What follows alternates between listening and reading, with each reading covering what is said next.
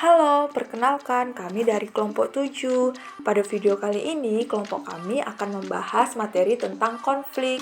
Adapun nama kelompok kami terdiri dari yang pertama ada Ilham Januar Rizkullah dengan NIM 2207 2260 6400. Yang kedua ada Kaila Nurhaliza dengan NIM 2207 2260 3565. Dan yang ketiga ada Nora Sylvia Syahaan dengan NIM 2207 2260 1666. Dan yang terakhir ada Rahel Iqbal Baihaqi dengan NIM 2207 2260 5757. Konflik diartikan sebagai suatu proses sosial antara dua orang atau lebih, di mana salah satu pihak berusaha yang ingin menyingkirkan pihak lain dengan menghancurkannya. Konflik seringkali berubah menjadi kekerasan, terutama ada upaya-upaya dengan penanggulangan konflik tidak dilaksanakan dengan sungguh-sungguh oleh pihak yang berkaitan. Menurut Surjono Sukanto menyebutkan bahwa konflik adalah suatu proses sosial ketika beberapa orang atau sekelompok manusia berusaha memenuhi tujuannya dengan cara menentang pihak lawan yang disertai ancaman dan atau kekerasan. Sehingga dapat disimpulkan bahwa konflik sosial adalah pertentangan antar anggota masyarakat yang bersifat menyeluruh dalam kehidupan.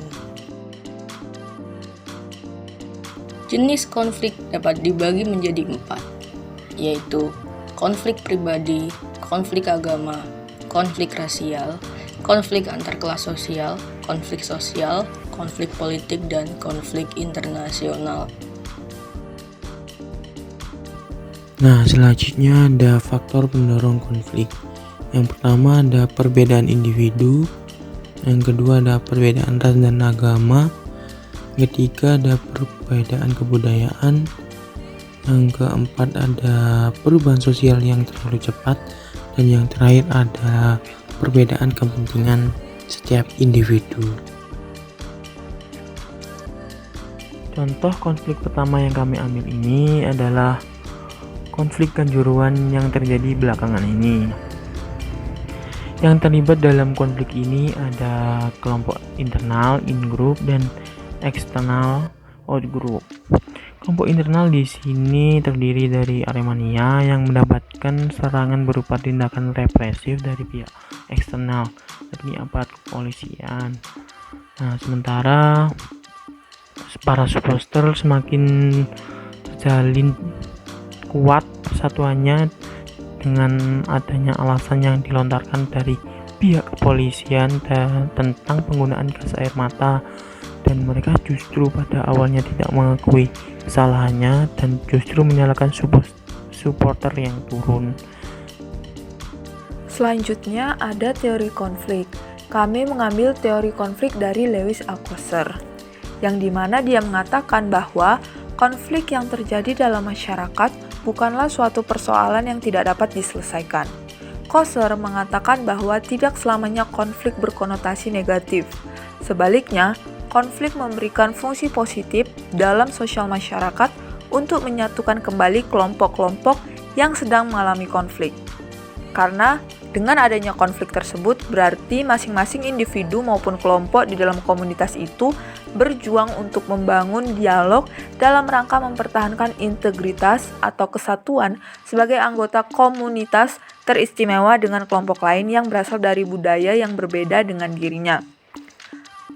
Lalu, relevansi antara konflik yang terjadi di Kanjuruhan dengan teori dari Lewis Althusser ini adalah teori ini mengatakan bahwa antara kelompok yang terjadi di dalam masyarakat menjadi sarana untuk meningkatkan solidaritas internal kelompok yang sedang mengalami konflik. Konflik yang terjadi tidak membuat mereka mengalami perpecahan, tetapi malah semakin memperkuat solidaritas. Seperti para supporter dari tim. Setelah tragedi Kanjuruhan ini, mereka memperkuat solidaritas dengan cara mengadakan doa bersama untuk para korban tragedi Kanjuruhan.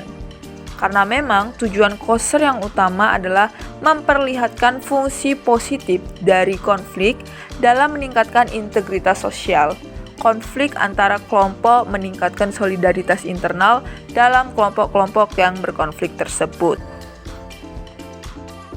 Dampak dari konflik Kanjuruhan antara lain: 1. Banyaknya korban yang terluka bahkan hingga meninggal dunia. 2. Korban tragedi Kanjuruhan mengalami trauma yang mendalam. 3. Diberhentikannya pertandingan sepak bola akibat tragedi Kanjuruhan yang berdampak pada industri sepak bola nasional. 4. Menyebabkan Indonesia terkena sanksi FIFA berupa pembekuan seluruh pertandingan sepak bola di Indonesia akibat tragedi Kanjuruhan. 5. Kesempatan Indonesia menjadi tuan rumah dalam laga Piala Asia 2023 juga kemungkinan bisa dibatalkan. Pada wawancara pertama, kami mewawancarai salah satu penjual yang berjualan di sekitar Stadion Kanjuruhan. Penjual itu menceritakan ricuhnya keadaan stadion saat konflik berlangsung. Banyak korban berjatuhan kemudian dibawa ke depan ruko-ruko untuk menunggu bantuan. Beliau juga bercerita bahwa masih banyak orang tua korban atau sekedar orang luar yang berdoa di setiap pintu keluar stadion, mendoakan mereka yang telah meninggal karena konflik Kanjuruhan. Contoh konflik yang kedua kami ambil dari bentrok antar warga dengan mahasiswa dari Papua di Kota Malang. Perselisihan ini terjadi karena mahasiswa yang tergabung dalam aliansi mahasiswa Papua sedang berjalan ke balai kota guna mengecam penandatanganan New York Agreement antara pemerintah Indonesia dengan pemerintah Belanda pada tahun 15 Agustus 1962. Pada saat berjalan menuju balai kota, tepatnya di Simpang 4 Raja Bali, mereka bertemu dengan warga sekitar dan terjadi perselisihan hingga terjadi bentrok. Teori struktural konflik ini dipaparkan dalam rangka memahami dinamika yang terjadi di dalam masyarakat. Teori struktural konflik. Teori ini dipaparkan dalam rangka memahami dinamika yang terjadi di dalam masyarakat. Di dalam realitas masyarakat, konflik sebagai hal yang harus ada dan kehadirannya tidak dapat ditawar-tawar lagi. Adanya perbedaan kekuasaan dapat dipastikan menjadi sumber konflik dalam sebuah sistem sosial, terutama masyarakat yang kompleks dan heterogen. Kelompok-kelompok kepentingan yang berbeda dalam sistem sosial akan saling mengejar tujuan yang berbeda dan saling bersaing. Kondisi semacam ini dalam banyak kasus kerap menyebabkan terjadinya konflik terbuka, bagaimana dinyatakan oleh Locke and Wood dalam Jonathan Turner 1978, bahwa kekuatan-kekuatan yang saling bersaing dalam mengejar kepentingannya masing-masing akan melahirkan mekanisme ketidakteraturan sosial. Struktural konflik melihat bahwa di dalam masyarakat tidak akan selamanya berada pada keteraturan. Buktinya dalam masyarakat manapun pasti pernah mengalami konflik-konflik atau ketegangan-ketegangan. Kemudian struktural konflik juga melihat adanya dominasi, koersi, dan kekuasaan dalam masyarakat. Selanjutnya ada dampak dari konflik antara warga Malang dengan mahasiswa Timur, yaitu banyaknya warga yang terluka karena terlibat dalam konflik tersebut. Tidak hanya warga sekitar, pengemudi yang lewat pun turut menjadi korban. Seorang warga yang tengah melintasi di perempatan itu menjadi korban bentrokan antara warga Malang dan mahasiswa Timur tersebut.